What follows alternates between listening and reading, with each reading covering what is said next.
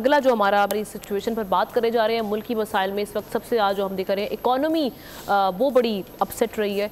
All Pakistan textile mills association ने खतरे की घंटी बजाते हुए एनर्जी के जायद प्राइसेस के पेश नज़र बड़े पैमाने पर इंडस्ट्रीज बंद होने का खदशा जाहिर किया है, जिससे मुल्क में बेरोजगारी में मजीद इजाफा होगा। दूसरी जानिब हम पेट्रोल डीजल की कीमतों में भी 11 रुपये फी लीटर तक इजाफे का इम्कान देख रहे हैं और निगरान हुकूमत ने IMF की शर्त पर गैस मजीद महंगी करने की मंजूरी भी दे दी है, जबकि एप्टिमा ने गैस की कीमतों में इजाफा मुस्तरद कर दिया। तो इस तमाम सूरत हाल में हमारे सामने सवाल ये कि नई हुकूमत के लिए अवाम को ख़राब मुआशी हालात से निकालना कितना मुश्किल होगा, कितना बड़ा चैलेंज है ये सवाल लेके लगारी साहब से मैं आगाज़ करूँगी। कल लगारी साहब का नुक्ता भी रह गया था, तो जी लगारी साहब आज आप खुल के बोले। नहीं, अब मेरे ख्याल में एहतशामुल हक साहब के होते हुए वो इस प्रोग्राम का हिस्सा हूँ और मैं पहले बोलूँ, चूँकि मैशत के तो हमारे यहाँ पिछला 40-50 साल का उनका तजर्बा है और मेरे ख्याल में बेहतर वो करते थे। मैं मेरा वक्त भी उन्हें दें ताकि वो जो है इस बार में बहुत बेहतर गुफ्तगू सर पॉइंट सबको ही आएगा, लेकिन मैं चाह रही हूँ आगाज आज मैं वही कहता हूँ कि पाकिस्तान की मैशत की हालत जो है जी वो ऐसी नहीं है कि वो हमारी जो शाह खर्चियों को अफोर्ड कर सके, हमारे ये जो लाडलेपन है उनको अफोर्ड कर सके। हमारी ये सारी सूरत हाल जिस तरह से हम देख रहे हैं पिछले 2-3 साल से 3-4 साल से सूरत हाल बहुत ख़राब है। आदाद शुमार कैसे थे मुझे नहीं मालूम है, जो बताए गए थे कि जी PTI के दौर में आदाद शुमार ठीक थे, हो गए ठीक, लेकिन आवाम की हालत बहुत बुरी थी, इतनी बुरी तारीख में कभी भी नहीं रही है। और उस वक्त मैं ये कह रहा था कि याहिया खान के बाद सबसे बदतरीन अगर हुकूमत हो सकती है तो वो वही थी, लेकिन उस हुकूमत ने कुछ नहीं डिलीवर किया। फिर बाद के 16 महीने में तो सोने पर सुहागा था। अब ये आ रहे हैं तो इनके सामने बहुत बड़े मसाइल खड़े हुए हैं, मसाइल के पहाड़ खड़े हुए हैं जो इन्हें सर करने हैं।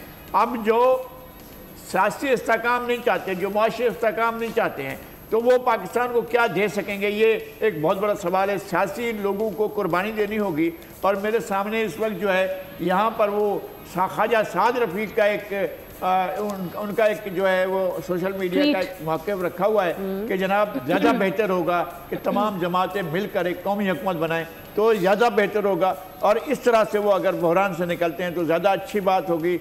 लेकिन बहरहाल हमारे लिए इस वक्त सबसे बड़ा मसला जो होगा वो मुआशियत में इस्तेकाम और जुग़राफियाई तौर पर हमें मुस्तहकम रहना है, इसलिए कि दुश्मन हमारी कमज़ोरी की ताक में होगा कहीं भी हो। और दुश्मन हमारे अंदर भी बहुत है, ऐसा नहीं है कि हमारे अंदर दुश्मन नहीं होते, वो भी हैं, लेकिन हमें मुल्क को बतौर मुमलिकत के सलामत रखना है, साथ रखना है और हमें मैशत को बेहतर करना है। इस चॉइस के साथ लोगों को आगे बढ़ना चाहिए। ठीक है, एहतशाम साहब आपका टेक सारे सिचुएशन को देखते हुए क्या करना पड़ेगा? देखिए बिल्कुल सही कह रहे हैं लगारी साहब, ये तो चैलेंज ही नहीं है, बड़ा अपहिल टास्क है। और जो एक्सटर्नल लेवल पे जो बातें हो रही हैं, अल जज़ीरा की आप रिपोर्ट देखें तो मैंडेट थीव के नाम से उन्होंने पाकिस्तान के ये इंतखाब का नाम लिया। इकोनॉमिस्ट ने भी इसी तरह मिली जुली बातें की हैं। स्टेट डिपार्टमेंट का भी स्टेटमेंट इसी हवाले से बड़ा सख्त आया। वाइट हाउस का थोड़ा सा ठीक है, जिसमें वो कह रहे हैं कि जी हम नई हुकूमत के साथ मिल के चलने के लिए तैयार हैं।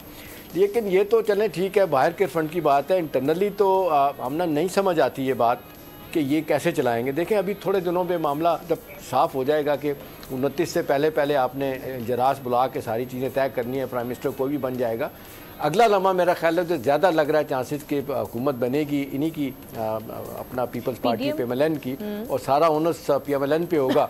तो कोई लगता ही नहीं है दूर दूर तक। देखें पहला मरहला तो ये है कि वो IMF की क्लियरेंस लेना। वो कहते हैं कि clean bill of health to the economy IMF अगर देगा तो सारी दुनिया आपकी मामला तय करेगी और international finance institution, world bank, Asian development bank, सारे लोग आएंगे आपके साथ, अदरवाइज नहीं आएंगे।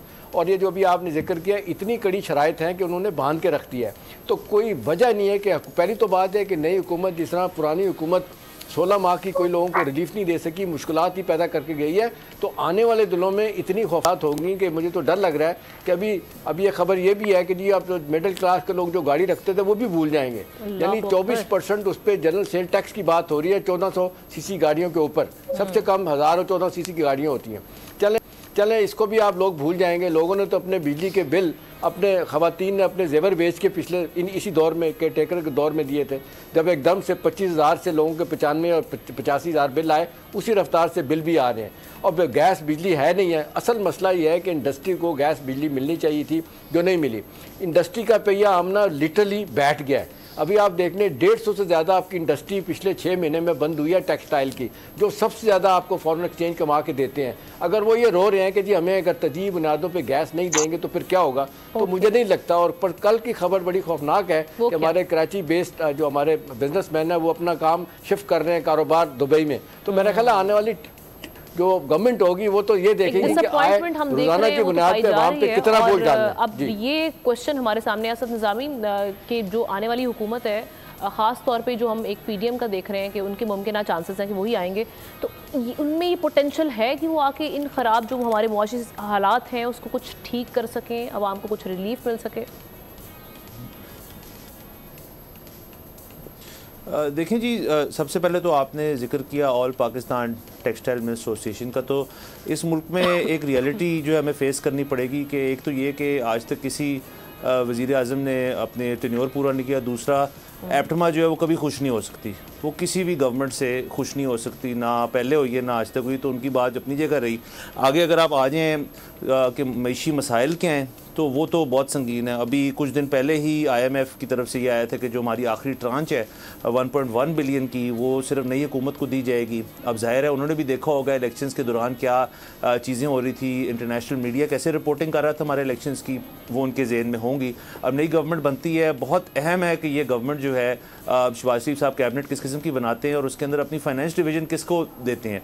अगर तो देखें जी PDM वाला ही सूरत हाल रही और इसाक डार साहब जो हैं उन्होंने ही आना है तो ये एक बुरा सेंटिमेंट जाएगा आई थिंक इंटरनेशनली, और IMF के इर्द गिर्द ही ये सारी चीज़ें चलेंगी। सो उस चीज़ को देखना पड़ेगा कि फाइनेंस के अंदर वो किसको लाते हैं, बहुत ज़रूरी ये चीज़ है। दूसरा, अगर आप सिर्फ चले जाएँ गैस के ऊपर से तो 15 फरवरी को जो है मतलब आज के दिन ही जो है वो उन्होंने ये चीज़ बता देनी है कि गैस प्राइसेस जो है रिवाइज होंगी और उनके अंदर कितना इजाफा होगा, होना शुरू हो गया। उसके अलावा गैस की लोड शेडिंग भी शुरू हो गई है। आगे चले जाएँ जी, गर्मियों का जब मौसम आएगा तो उसके अंदर हमेशा होता है, इस दफ़ा ज़्यादा होगा कि लोड शेडिंग बहुत ज़्यादा बढ़ जाएगी। तो ये सारा कुछ जो है ये देखना पड़ेगा। बाकी जो जिन पार्टीज का अपने अपने सारी सिचुएशन को देखना पड़ेगा। लेकिन मंशूर हमने देखा कि वो तो आते ही हैं इस तरह के इलेक्शन कैंपेन में जो कि अनरियलिस्टिक बाद में साबित होते हैं।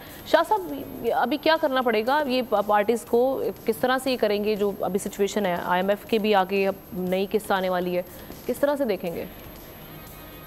देखिए, बार बार 2-3 चीजें डिस्कस करते हैं। एहतशाम साहब जैसे लगारी साहब ने कहा कि पाकिस्तान की इकोनॉमी के ऊपर उनका एक बड़ी नजर है। इस वक्त देखिए आपके एक्सपोर्ट्स टारगेट क्या है और अगले साल तक कितने होंगे, पीछे कितना है। दूसरा, आपकी इंडस्ट्री जितनी डिफॉल्ट कर रही है मुख्तलिफ इशूज के ऊपर, आपके जो है वो इम्पोर्ट जो टारगेट है वो ज्यादा बढ़ता जा रहा है एज कम्पेयर टू आपके एक्सपोर्ट्स के। दूसरा, जो आपका फोकस है वो कहाँ रहेगा। एनर्जी क्राइसिस बढ़ता जा रहा है आपके पास, क्योंकि आगे अब गर्मी आएगी, गर्मी के अंदर आपको बिजली के शॉर्टफॉल होंगे और मसाइल होंगे, तो ये एक बड़ा चैलेंजिंग चीज होगी इंडस्ट्री के लिए। और इंडस्ट्रियलिस्ट ऑलरेडी इस बात के ऊपर चीफों पुकार भी कर रहे हैं। दूसरा जो एक बड़ा अहम इशू है वो आपके सिस्टम को रन करने के लिए आपके पास क्या है। आपके पास कोई इतने महासिन हैं, आपके पास कोई इतना रेवेन्यू रिसोर्सेज है, या आप दोबारा जाएंगे वर्ल्ड बैंक और IMF के पास। और IMF के पास तो आप जा रहे हैं। दूसरा, गर्दिशी आपके जो कर्जे हैं उनको कंट्रोल ना किया जाए। और दूसरा, साथ साथ आपकी जो अपनी जाती खर्ची और अयाशियां हैं, पाकिस्तान के अंदर सियासतदान सिर्फ स्टेट के पैसे के ऊपर और आवाम के टैक्स के पैसों के ऊपर अयाशियां करने के लिए आते हैं। आपके ख्याल से ये कौन सी खिदमत करेंगे जब इनके पास पैसे नहीं होंगे। सबसे इंपॉर्टेंट चीज जो बड़ा इकोनॉमिक चैलेंज इस वक्त होगा वो आपको सिस्टम रन करने के लिए जो पैसे चाहिए वो कहाँ से आएंगे। क्या आप फिर जाएंगे सऊदी अरब के पास, आप फिर जाएंगे UAE के पास, आप क्या फिर भीख मांगने जाएंगे, या आपने अपने हाउस को इन ऑर्डर करना है। अब आपको एक बहुत बड़ा एक इतिहास अपनी इकोनॉमिक पॉलिसी सर बिल्कुल आप सर क्विकली कर लें क्योंकि हमारे पास सिर्फ 30 सेकंड। एक जुमला ऐड करूंगा, इसाक डार साहब को नहीं बनाएंगे। इसाक डार ने शहबाज साहब के साथ ताल्लुक बेहतर नहीं है। जब IMF का मामला खराब हो गया था, आपको याद है स्विट्जरलैंड में जाके IMF से मुज़ाकरात MD से करके उन्होंने चीज़ें ठीक की थी। लिहाजा लगता नहीं है कि शहबाज साहब प्राइम मिनिस्टर होंगे तो इसाक डार साहब फाइनेंस मिनिस्टर होंगे। सही है, क्योंकि अभी जो 16 माह का जो तजुर्बा था एक PDM का, उसमें अभी हमें दिखाई दे रहा है कि आगे वही सिचुएशन कुछ बनने जा रही है। और उसमें हमने देखा था कि खासी तनकीद पाई जा रही थी इसाक डार साहब के रोल को लेकर, क्योंकि जो बड़े बड़े बुलंदो बांग उन्होंने दावे किए थे लंदन में जब यहाँ आने लगे थे तो वो पूरे नहीं हो सके थे। तमाम अपने पैनलिस्ट का मैं शुक्रिया अदा करूँगी। सब्सक्राइब करें और बेल दबाएं ताकि कोई खबर रह न जाए।